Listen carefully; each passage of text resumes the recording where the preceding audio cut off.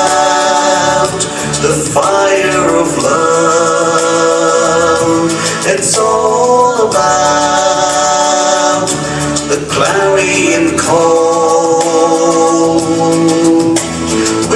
blazes and blazes and raises our praises to God.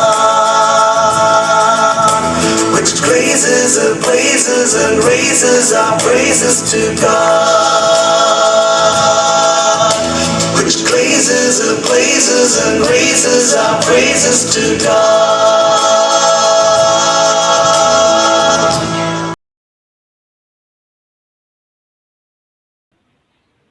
Thank you, friends, for that excellent performance. Gratitude is the fairest blossom which springs from the soul. Now I call upon Master Tarun to propose the oath of thanks. On behalf of St. Joseph's Indian High School and the entire fraternity of the institution. First of all, my sincere thanks to the Almighty God for making today's event a grand success. For it is by His blessings and grace that we were able to make this event possible. My heartfelt gratitude to the chief guest, Dr. Flora Orinda, for gracing the occasion and making more meaningful celebration through the message. I also render heartfelt thanks to our principal, Father Cyril Menezes, vice principals, Father Felix and Savita ma'am, staff members, students, parents, and all well-wishers. A special word of thanks to Lorraine ma'am for training the singers and Rashmi ma'am for training the dancers. With this, we shall now listen silently to the Ignatian song Noble Knight sung by our Josephites.